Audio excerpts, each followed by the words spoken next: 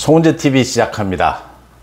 윤석열 당선인이 주변에 많은 걱정들에도 불구하고 꼭 추진을 하고 말겠다, 정권 초부터 꼭 이뤄내고 말겠다라고 하는 것이 청와대 민정수석실을 없애고 그 다음 청와대를 해체하고 이제 대통령실을 옮기겠다, 광화문으로 옮기든 용산으로 옮기든 옮기겠다라고 하는 부분입니다. 이 두 가지는 제왕적 대통령제를 폐지하고 국민들과 더 가까이 국민들과 소통하겠다, 이런 의미에서 꼭 이 두 가지는 실천하겠다. 지금 당선인이 처음부터 계속해서 강조하고 있는 부분입니다. 가장. 그래서 이 두 가지는 꼭 지켜질 것으로 보입니다. 그런데 걱정이 많은 것도 사실이죠. 그러니까 청와대 대통령실을 아예, 용산이 지금 유력한데 용산 국방부 청사로 옮기겠다, 청와대를 아예 해체하겠다라는 것이고, 그 다음에 민정수석실, 제왕적 대통령제를 유지하는 가장 골격이 되는 민정수석실을 없애겠다. 그동안 많은 정권들이 이야기해왔던 부분입니다. 이렇게 개혁하겠다라고 이야기해왔는데 많은 정권들이 약속을 지키지 않은 부분입니다. 윤석열 당선인은 꼭 지킬 것으로 보이는데 이 부분 걱정되는 부분도 있고 기대되는 부분도 있고 여러분들과 말씀을 나눠보고자 합니다. 그러니까 YS 김영삼 대통령, 노태우 대통령부터 시작해서 김영삼 대통령으로 이어지는 그동안에 7명의 대통령이 취임을 했습니다. 취임을 할 때마다 저는 기자였으니까 그 정권을 담당하는 사람, 대통령 선거에서 승리한 측과 이렇게 많이 식사를 할 자리가 많았습니다.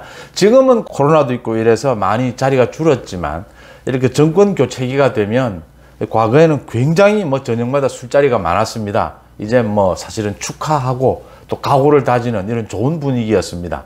그러니까 덕담을 하는 자리죠. 그러니까 언제나 새롭게 정권을 맡아서 대선에서 승리한, 사실은 의기양양하고 조금 과장해서 이야기하면 천하를 얻은 것 같지 않습니까? 그걸 오랫동안 겪다 보니까, 한 7번 정도 겪다 보니까 이제는 사실은 기대감이 많이 떨어진 것도 사실입니다. 제가 그동안 많은 정권들이 시작을 하는 것을 봐왔고 그 사람들에게 덕담도 해주면서 많은 얘기도 들었습니다. 그러니까 우리가 건국 이래에 적폐만 쌓여왔다. 정권이 바뀌면서 군사 독재부터 시작해서 그 적폐를 모두 청산하겠다 소리까지 들었습니다. 그건 그래도 또 이해가 되는 부분입니다. 그러니까 6.25 전쟁을 거쳐서 우리가 건국 이래에 이제 많은 또 정권들을 거치면서 적폐가 있을 수 있죠. 또 그런 희망도 가질 수 있습니다. 근데 제가 들은 중에 가장 하이라이트는 5000년 전 단군 이래로 우리나라가 통일신라, 고려, 조선을 거치면서 적폐가 쌓일 대로 쌓였다. 그걸 5년 만에 모두 바로잡겠다 하는 정권도 봤습니다.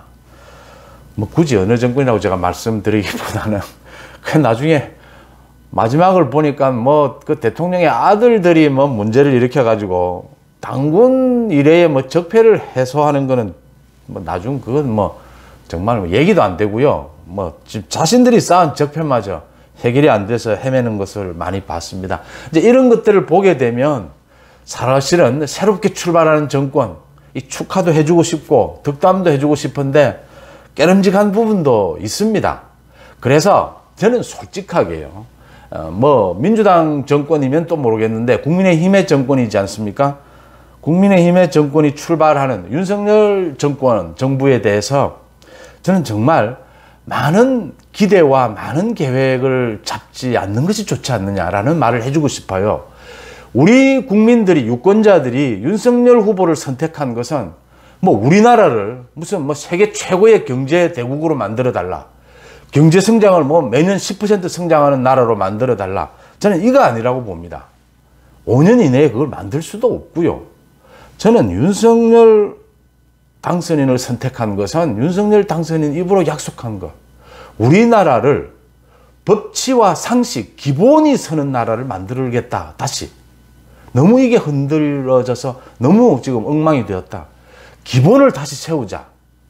열심히 일한 사람, 열심히 노력하는 사람이 잘 살 수 있는 그런 사회, 자유 경쟁이 그래도 존중받고 노력하는 것이 존중받고 법치, 기본 상식이 통하는 그런 사회로 만들자. 저는 이것만 돼도 앞으로 5년 동안 윤석열 정부에서 이것만 제대로 한다면, 어느 정도 한다면, 저는 완전히 성공한 대통령제 실시 이후에 처음으로 윤석열 정부가 성공한 대통령이 될 거라고 확신하고 있습니다. 이것만 돼도, 이것만 해도 어렵다라고 하는 것입니다. 지금 우리나라가 많이 보지 않습니까? 정말 뭐 공정한 경쟁하자 이러면 공정하게 실력대로 경쟁하는 것이 오히려 불공정한 것이다 라고 이야기합니다. 왜? 우리 사회가 뭐 어릴 때 잘 사는 집에서 태어난 사람도 있고 못 사는 집에서 태어난 사람도 있고, 이런 사람에게 실력대로 경쟁하자, 공정하자, 같이 고시를 꼭 치러라, 이렇게 하면 이게 불공정한 것이 아니냐라고 말합니다. 맞습니다. 자본주의가 발달하고 민주주의가 발달하면서 그게 불공정한 부분이 있습니다. 그래서 평등이 중요하고 복지도 중요한 부분이죠. 그렇지만 그런 것들이, 복지나 평등이 내가 일하기 싫어서, 내가 노력하기 싫어서, 시험 공부하기 싫어서 주장하는 변명이 되어서는 안 된다라고 하는 것도 상식적으로 알고 있지 않습니까? 이런 기본만을 지키면 좋겠다라는 생각인데, 윤석열 당선인은 지금 청와대를 해체하겠다, 용산시대를 만들겠다, 또 가장 중요한 민정수석실을 없애겠다라고 하고 있습니다.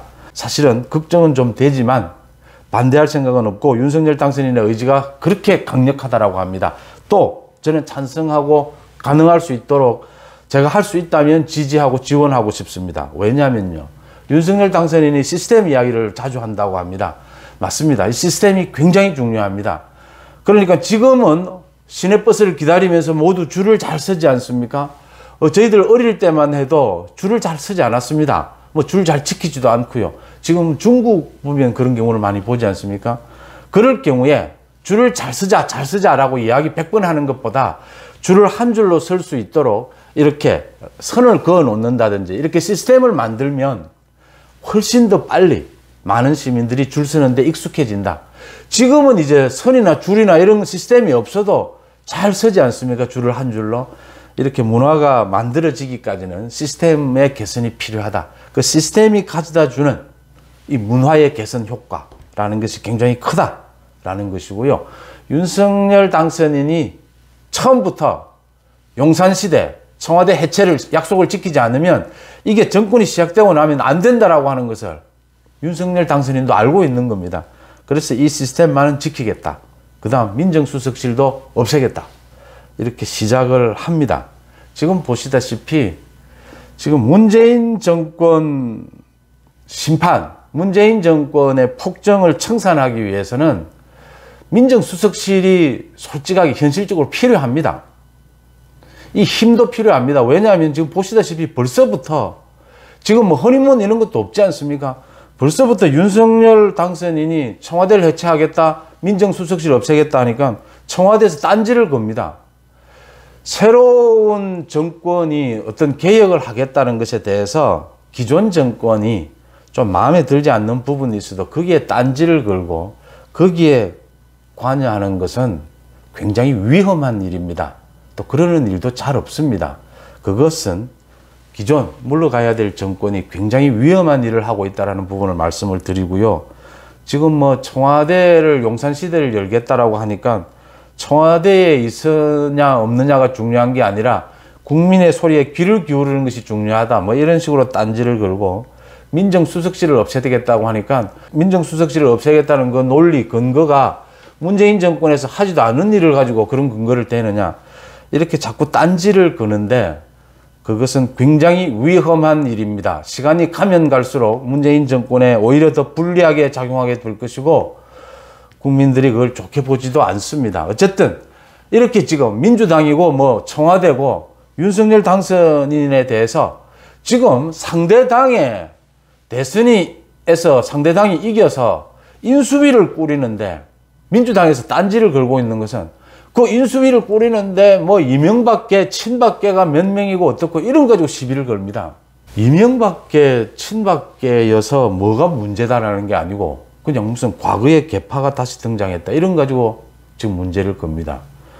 제가 드리고 싶은 말씀은 어제도 말씀을 드렸습니다. 어제 그 당선인과 대통령의 식사가 어긋나고 무산이 된 것, 그 내용에는 지금 청와대가 이렇게 딴지를 걸고 감정적으로 이렇게 하는 것이 위험하다는 걸 모를 리가 없거든요. 여기 안에 깊은 뜻이 있을 것이다. 제가 김경수 사면까지 이야기를 했습니다. 다른 의도가 있다라는 겁니다. 물론 지금 공기업 인사를 놓고 뭐 지금 한국은행 총재나 인사를 놓고도 지금 갈등이 있고 기분이 나쁘고 뭐 감정적으로 있을 겁니다. 이런 문제도 있을 겁니다. 그런데 거기보다 더해서 지금 이렇게까지 딴지를 걸고 나서는 이유는 지금 뭐 과거 친박계 친이계까지 이야기가 나오는 이유는 문재인 정권이 과거 제가 말씀을 드렸습니다. 이명박 대통령 정권에서 노무현 정권에서 이명박 정권으로 옮겨올 때 우리 정치사에서 가장 이게 권력 이양이 순조롭지 않았습니다. 가장 사이가 티격태격거렸습니다. 그 결과는 노무현 전 대통령의 불행한 결과로 이어졌습니다. 지금 이런 경험들 또 문재인 대통령, 문재인 정권은 인수위도 없이 바로 지금 탄핵 이후에 정권을 잡았기 때문에 이런 경험도 약하고 이런 것들이 이런 좀 무리한 지금 문재인 정권, 문재인 대통령의 이런 행태들이 나오는 결과가 아니냐 이렇게 보이는데 이거 좋지 않습니다. 그러니까 자신들의 뭔가를 숨기기 위해서 지금 윤석열 당선인 측과 각을 세우고 있다는 말씀을 제가 드리고 있는 겁니다. 김경수 부분, 김경수 사면 부분, 문재인 대통령 아마 뭐 이명박 대통령 사면이라든지 공기업 인사 이거를 가지고도 기분 나쁘고 지금 갈등을 빚고 있습니다. 그런데 그거보다 10배, 20배 지금 문재인 대통령에게 중요한 것은 아마 김경수 사면일 겁니다. 김경수 사면 문제를 문재인 대통령이 뭐 해결을 하시든 그건 알아서 정치적 책임을 지고 알아서 하시는 부분인데 그게 해결이 되겠습니까? 그 해결하는 것이 맞겠습니까? 한번 제가 묻고 싶고요. 이런 부분들을 숨기기 위해서 지금 괜히 윤석열 당선인과 각을 세우고 있는 겁니다. 계속 공격하고 있는 겁니다. 국민들의 시선을 호도하고 있는 겁니다. 제가 드릴 말씀은 정권 교체기마다 이야기 나온 겁니다. 뭐 점령군처럼 행동하지 마라. 뭐 오만하다. 뭐 자세를 낮춰라. 겸손해라. 뭐 인사를 두고 왜 나가야 될 정권이 인사를 다 하고 가려고 하느냐. 다음 정권에 맡겨라. 뭐 이런 갈등들은 다 생겨났습니다. 다 나온 이야기입니다. 문제는 뭐 실질적으로 겸손하냐 안 하냐 이런 것들이 중요하고 실질적으로 그 인사가 적정한 사람이냐 아니냐가 중요합니다.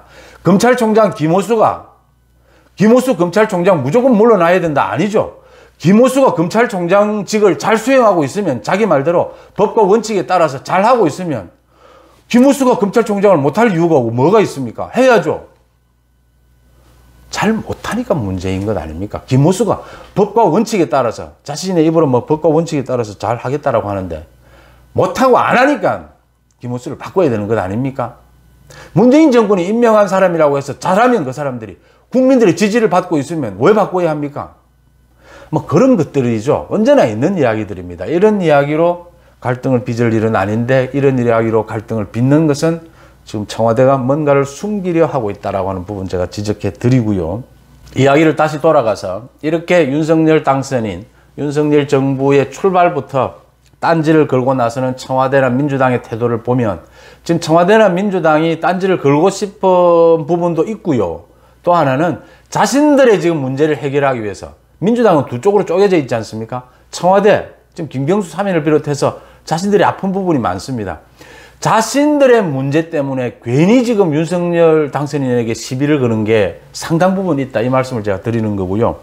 이런 상황에서 제대로 된 개혁을 추진해 나가기 위해서는 사실은 솔직히 힘이 집결되어 있는 민정수석실, 청와대 기존의 문화가 좀 필요한 게 사실입니다. 그런데 이런 현실적인 사정에도 불구하고 지금 윤석열 당선인은 그럼에도 불구하고 이걸 개혁하자, 청와대를 해체하고 민정수석실을 없애자 그렇게 하면서도 자신은 이 문재인 정권의 적폐 부분을 제대로 바로잡을 수 있다, 자신이 있다, 지금 이 말을 하고 있는 거거든요. 윤석열 당선인이. 그래서 이걸 제가 윤석열 당선인이 하고자 하는 이 시스템을 개선해 보겠다라고 하는 것에 제가 기대를 갖고 또 박수를 보내고 지원을 해야 한다. 왜냐하면 이 방향이 맞기 때문입니다. 이렇게 가야 하기 때문입니다. 당장 지금 정권이 교체돼서 안정적인 정권 출발, 지난 정권의 이 적폐를 청산하기 위해서 청와대 그대로 두고 당장 한시적으로 민정수석실을 그대로 두고 한 1년 뒤에 교체하겠다. 이게 안 지켜진다라는 겁니다. 1년 뒤 되면 안 된다라는 겁니다. 그 부분을 지금 윤석열 당선인도 걱정하고 있는 거거든요. 그래서 청와대를 용산으로 옮기고 국방부 그 자리도 괜찮다고 보입니다. 잘 이렇게 개선을 하면 괜찮고, 한남동 공관도, 한남동은 뭐 공관들, 대기업들의 회장들 많이 살고 있죠. 그 공관들을 활용하는 것도 괜찮아 보이고요. 또 민정수석실을 없애고 그 기능들을 다 분산을 하고 하는 방법도 윤석열 당선인이 자신 있다라고 하니까 믿어줄 만하다, 믿어볼 만하다라고 하는 부분입니다. 제가 말씀드리는 것은 정말 정권이 바뀔 때마다 정말 많은 기대감, 뭐 정말 세상을 바꿀 것처럼 많은 하는 이야기들을 제가 수도 없이 들었고, 저도 거기에 덕담도 하고 했습니다. 먼 첫 출발을 하는 사람들에게 정말 기대와 희망, 뭐 이거 중요합니다. 그런데 너무 큰 욕심이 아니고요. 문재인 정권의 적폐를 제대로 바로잡는 것, 우리나라의 법치와 상식을 바로잡는 이것만 해도 이게 어마어마한 일이라고 하는 겁니다.